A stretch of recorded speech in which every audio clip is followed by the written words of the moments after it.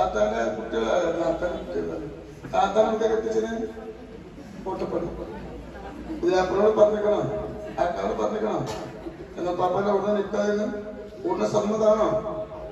താത്ത പറയും എവിടേക്കാ കെട്ടിച്ചത്? പാലക്കാട്. പുതിയാപ്പിളക്ക് കാര്യങ്ങളൊക്കെ അറിയോ? ഇവിടുന്നാണ് കല്യാണം അറിയോ?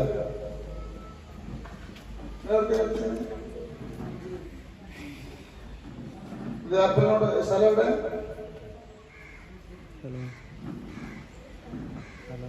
യൂറോപ്പിലോ? തമിഴ്നാട് മഞ്ചേരിക്ക് അടിച്ചോട്ടില്ലേ? പുതിയാപ്പിളിന് ആൾക്കാർ പറഞ്ഞിക്കണോ? പപ്പന്റെ ഇവിടുന്നാണ് പറഞ്ഞിക്കണം. ഇനി അടുത്ത ആള് നിങ്ങൾ പൂർണ്ണ സമ്മതം വാങ്ങിക്കണോ? ഇവിടെ സ്ഥലം എവിടെ? ഇന്നോട് ഇങ്ങനെ പോലെ കൊച്ചുണ്ടാവില്ല. അവരോട് പുതിയ പരിയിലൊക്കെ അവിടുന്ന് പറഞ്ഞ കേട്ട് കേൾക്കും.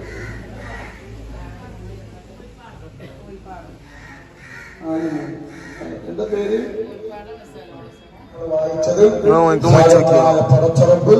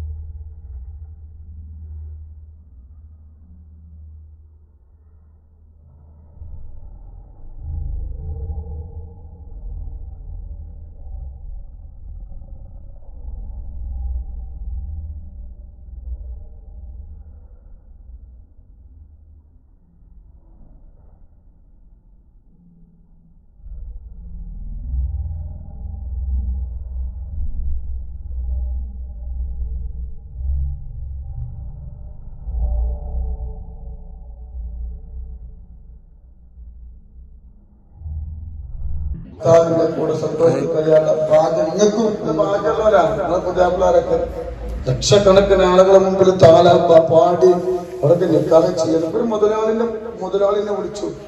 എന്നിട്ട് എന്നോട് പറഞ്ഞു, തങ്ങൾപ്പാ ഞങ്ങളൊക്കെ തന്നിട്ട് പൈസ തരാം, സ്വർണം തരാം, ഒന്ന് രണ്ട് കുട്ടികളെ കെട്ടികളെ പ്രശ്നങ്ങൾ തരാം, എന്റെ മകന്റെ നിൽക്കാതെ സദസ്സിൽ നടത്തുമെന്ന് ചോദിച്ചു.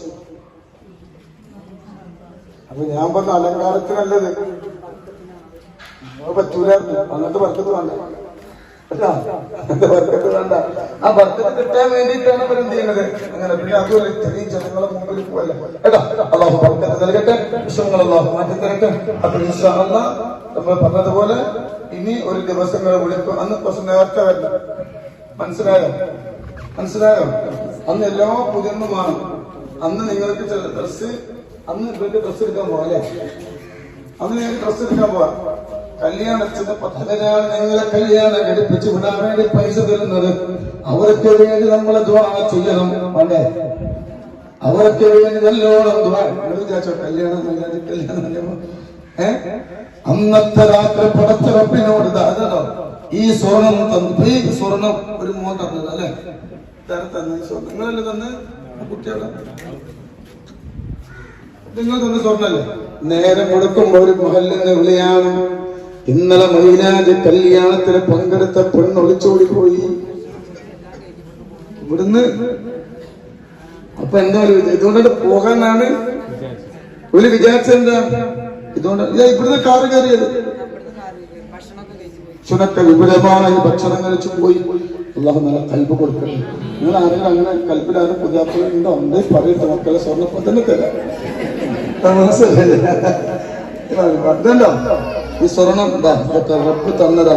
നിങ്ങൾക്കറിയോ, ഒരു തങ്ങളായിക്കോട്ടെ, ഒരു മൊയ്തേനായിക്കോട്ടെ, ഒരു മനുഷ്യന്റെ കയ്യിൽ നിന്ന് ഒരു പവന്റെ സ്വർണം കിട്ടണമെങ്കിൽ മണിക്കൂറുകളോളം പ്രസംഗിക്കണം, വേണ്ടേ? അതല്ലെങ്കിൽ ഒരു പന്തല് ഒരു മൈക്ക് കെട്ടി ഒത്തിരി സംസാരിക്കണം. എന്നാ ഈ ഇമ്മർ അങ്ങനെ, ഈ ഇമ്മറത്ത് പടച്ചറപ്പ് തന്നതാ. ചാക്കിലാണ് പൈസ കൊണ്ടുവരുന്നത്. അത് കണ്ടിരിക്കണോ? നീ കൊണ്ടുവരണം ചാക്കിൽ പൈസ ഇല്ലട്ടോ. അൽഹംദുലില്ലാഹ്, അല്ലാഹു ബറക്കത്ത് നൽകട്ടെ. ഇൻഷാ അല്ലാഹ് തങ്ങളിപ്പോ എന്റെ പേര് ബുഷറ. എന്റെ ഉമ്മ മരണപ്പെട്ടിട്ട് 5ാമത്തെ ആണ്ടാണായിരുന്നു. 12-ാം തീയതി റബീഉൽ അവ്വൽ ഉമ്മ ഉമ്മാന്റെ ഖബറിൽ അല്ലാഹു സന്തോഷത്തിലാക്കട്ടെ. ഇപ്പൊ തന്നെ ഉമ്മ ഖബറിൽ സന്തോഷിക്കുന്നുണ്ടാവും. പക്ഷേ എന്റെ കുട്ടി കൊണ്ടേ കൊടുത്തല്ലോ. അല്ലാഹു സുബ്ഹാനഹു വ തആല നാളെ സുബലോകത്തില് നാളെ സുബലുണ്ടോ നോക്കി അള്ളാഹ് തന്ന നിഅമത്ത്. ഈ ഉമ്മർ അങ്ങനെ എല്ലാ സ്ഥലത്തും ഉമ്മർ പോലെയല്ല. എത്തിയും പാവങ്ങളൊക്കെ പെടും, എല്ലാവർക്കും പെടും. അങ്ങനെ നേരത്തെ കിട്ടോ, അങ്ങനെ നേരത്തെ അല്ലാഹു ഇതൊക്കെ നിങ്ങൾ നേക്കോളി. നിങ്ങൾ മലയാളികളല്ലേ? പിന്നെ നിങ്ങള് ലാസ്റ്റ് കല്യാണം കഴിഞ്ഞ് പോകുമ്പോ ഇവിടെ തെരഞ്ഞെടുക്കും, കുറച്ച് സ്വർണ്ണം കിടക്കണ്ട, എടുത്തു വെക്കാൻ സ്ഥലം വലിച്ചു. അപ്പൊ അല്ലാഹു ബറക്കത്ത് നൽകട്ടെ. ഉമ്മാന്റെ ഖബറിലേക്ക് അല്ലാഹു റഹ്മത്തിന്റെ മലയാളമായി ഇറക്കി കൊടുക്കട്ടെ.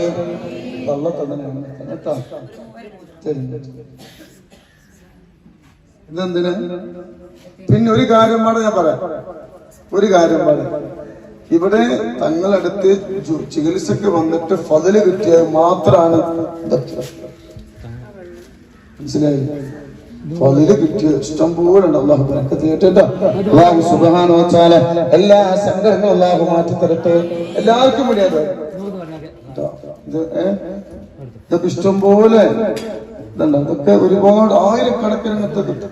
ഇപ്പൊ ഒരു സങ്കടമില്ല, പൈസ ബാക്കിയായിരിക്കും. അല്ലാഹു ബറക്കത്ത് ചെയ്യട്ടെ. എന്നാൽ അതൊക്കെ എത്തി മക്കൾക്ക് എന്ത് ചെയ്യാം, ഉപകരിക്കാം കേട്ടോ. അല്ലാഹു ബറക്കത്ത് നൽകട്ടെ ഇൻഷാ അല്ലാഹ് കേട്ടോ. പിന്നെ വേറെ മോതിരത, ഇത് ഒരു ഉമ്മാക്ക് സുഖമില്ല, ഇവിടെ തരുന്നവർക്കൊക്കെ ഇതൊന്നും വെറുതെ ആവൂല. അല്ലാഹു ഉമ്മാന്റെ രോഗം അല്ലാഹു ശിഫയാക്കി കൊടുക്കട്ടെ കേട്ടോ. ഇൻഷാ അല്ലാഹ് എല്ലാവർക്കും ഇതായിരിക്കാം, പൈസ ആയിരിക്കാം. ഇന്നോട് ആർക്കും സ്നേഹമില്ല. അല്ലാഹു ബറക്കത്ത് ചെയ്യട്ടെ കേട്ടോ. ഇൻഷാ അല്ലാഹ് കൂടുതലൊന്നും പറയാനില്ല അല്ലേ? നമുക്ക് ഇവർക്ക് അതല്ലാതെ വേറെയുള്ള ആൾക്കാരില്ലേ, അത് നിങ്ങളൊക്കെ എന്ത് ചെയ്യണം, നിങ്ങൾ അറിയുന്ന കുടുംബത്തിലൊക്കെ കല്യാണം പറയണം, മനസ്സിലായില്ലേ കേട്ടോ. ഇത് 17 മക്കളെ കല്യാണമാണ്. ഇൻഷാ അല്ലാഹ് അടിമമാരൊക്കെ എന്ത് ചെയ്യണം, അവിടൊക്കെ എല്ലാവർക്കും അറിയിക്കണം കേട്ടോ. പിന്നെ കവറ് അയൽവാസികൾക്കൊക്കെ വാങ്ങിക്കോളും. ഒരു 10 കവർ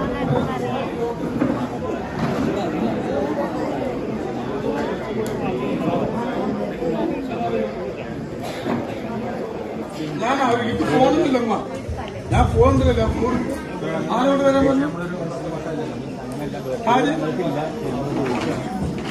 പിന്നെ നമ്മളെ ഈ അന്വേഷണങ്ങൾ ഉണ്ടാവുമല്ലോ. ഇതിപ്പോ നമ്മള് 17 ആളെപ്പോ നമ്മൾ കൺഫേം ചെയ്തു. ബാക്കി ഉള്ള 4 ടീം നമ്മൾ ഒഴിവാക്കി.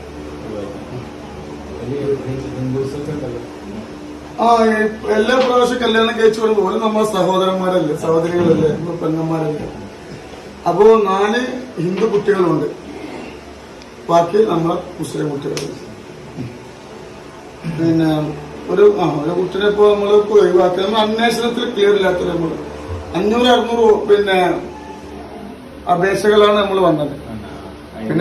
പിന്നെ ഇപ്പൊ നമ്മളെ കൊണ്ട് കഴിയുന്നതിൽ നമുക്ക് ഏറ്റെടുക്കാൻ പറ്റുള്ളൂ, കഴിയാത്ത ഏറ്റെടുക്കാൻ പറ്റുള്ളൂ. അപ്പോ 17 കുട്ടികളെ കൺഫേമായി സ്റ്റോപ്പ് ചെയ്തു. ഗോൾഡ് ഇപ്പൊ വില അന്വേഷിച്ചപ്പോ കുറവായതുകൊണ്ട് ഇപ്പൊ 7 ഒരു 4 പവനാ കൊടുക്കുന്നത്. 5 പവനാ കൊടുത്തിരുന്നത്. അന്ന് ലേശം വില കുറവായിരുന്നു. ഇപ്പൊ തന്നെ 70 റുപ്യന്റെ അടുത്ത് വരെ ഒരു പവന്. അപ്പൊ അങ്ങനെയാണെങ്കിലും ഒരു കുട്ടിക്ക് 3.5 ലക്ഷം റുപ്യന്റെ ചെലവുണ്ടാവും. കല്യാണം, പൊന്ന്, സ്വർണം, ഭക്ഷണം, ഡ്രസ്, അങ്ങനെയൊക്കെ ഒരു കുട്ടിക്ക് ഏകദേശം 3.5 ലക്ഷം റുപ്യ ചെലവ്. ആ എന്റെ ഒരുപാട് കോടികളുണ്ടല്ലോ. കോടികളൊക്കെ ഉണ്ട്. പിന്നെ അത് ജനങ്ങൾക്കറിയാം. ഇന്ന് പിന്നെ ദൈവത്തിന്റെ അനുഗ്രഹം, അതായത് പടച്ചോന്റെ അനുഗ്രഹം കൊണ്ട് എന്നെ സംബന്ധിച്ചൊരു 10, 20, 25 കുട്ടികളെ കെട്ടിക്കുക എന്ന് പറഞ്ഞൊരു വിഷമല്ല. കാരണം ചില ആളുകൾ ക്യൂ നിൽക്കുന്നുണ്ട്. പക്ഷെ എല്ലാ ജനങ്ങളേക്കൊന്നും വാങ്ങണില്ല എന്നുള്ള ജനങ്ങൾക്ക് അറിയാം. എല്ലാവരേക്കൊന്നും നമ്മള് വാങ്ങില്ല, നമ്മള് പിരിക്കണില്ല. ഒരാളേക്ക് പോയിട്ട് ഞാൻ നൂറെ അരീവ് തങ്ങളാണ്, ഞാൻ കുറെ കുട്ടികളെ കെട്ടിക്കുന്നുണ്ട്, ഞാൻ കുറെ വീട് വെച്ചിരിക്കണം, ഒരാളേക്ക് പോയിട്ട് ഇതുവരെ എന്തായിട്ടില്ല, പിരിച്ചിട്ടില്ല. ഞാൻ മുതലാളിമാർക്ക് വിളിക്കാത്ത വിഷമേ ഉള്ളൂ. നിങ്ങളിപ്പോ നിങ്ങൾ നമ്മളൊന്നും അറിയിച്ചില്ലല്ലോ, അല്ലെങ്കിൽ നമ്മൾ വിളിച്ചിട്ട് പൈസ ചോദിച്ചിട്ടില്ലല്ലോ എന്നുള്ളൊരു ഇത് മാത്രമേ ഉള്ളൂ. ഒരാളേക്ക് പോയിട്ടും ഞാൻ എന്റെ മക്കളെ പോലെ ഞാൻ അവിടെ കാണുന്നത്. അപ്പൊ ഞാൻ പിരിക്കാൻ പാടുണ്ടോ? ഒരു പിരിവ് നടത്തിയിട്ട് കുട്ടികളെ കെട്ടിക്കുമ്പോ എന്താ അത്? പിന്നെ എന്റെ 100 ഹാബീബിന്റെ മുത്തുമണികൾ, ഞങ്ങളൊരു ഗ്യാങ് ആണ്. അതില് 400ഓളം ആളുകളുണ്ട്, അടിമമാരുണ്ട്. എല്ലാവരും അവർക്ക് അറിയുന്ന കുടുംബത്തിൽ നിന്നൊക്കെ എന്ത് ചെയ്യും, എന്തെങ്കിലും കിട്ടും. അതുകൊണ്ടാണ് നമ്മൾ എന്ത് ചെയ്യുന്നത്. അപ്പൊ ഇത് 50 കുട്ടികൾ കഴിഞ്ഞാൽ ഇപ്പൊ 60 ചില മക്കളാവും. 60 ചില കുട്ടികൾ കൊടുക്കണം. അതിനിപ്പോ 200 ചില അപേക്ഷകളെ വന്നിരിക്കണം. അത് എപ്പോഴോ വന്നിട്ടുണ്ടാവും. അത് നമ്മളെ കുട്ടികളെ അന്വേഷണം ഉണ്ടാവൂല. ഞാൻ രാത്രി മുതൽ കൊടുക്കുമ്പോഴും ഓരോ കുട്ടിനെ കെട്ടിക്കുമ്പോഴും ഞാൻ ആ നാട്ടിൽ പോയിട്ട് അന്വേഷിക്കൂല. ഇത്രയും ദാരിദ്ര്യ വിഷമമുള്ളല്ലേ വരിക. ആയിക്കോട്ടെ. ഒരു മഹലിൽ നിന്ന് ഒരു എഴുത്ത് കൊടുക്കുമ്പോ, അതല്ല ഒരു അമ്പലത്തിൽ നിന്ന് ഒരു എഴുത്ത് കൊടുക്കുമ്പോ അത് ഓലിക്കറിയാം, അല്ലേ, അറിയാലോ. അപ്പൊ നമുക്ക് വേണമെങ്കിൽ ചില ഇതിൽ എഴുത്തുകൊണ്ട് വന്നാൽ മതി. ഇനി ചോദിച്ചോളേ. ഡിസംബർ 29 ഇൻഷാ അല്ലാഹ് മേലെക്കൊടക്കാട് എന്ന് ചരിത്രം സൃഷ്ടിക്കുന്ന സ്ഥലമാണ്. ഈ 29 ഇൻഷാ അല്ലാഹ് സാമൂഹ്യ സാംസ്കാരിക എല്ലാ ആളുകളെയും പങ്കെടുപ്പിച്ചുകൊണ്ട് ഇൻഷാ അല്ലാഹ് 17 മക്കളെ അവരെ പുതിയാപ്പിളാണ് ഞങ്ങൾ നൽകും.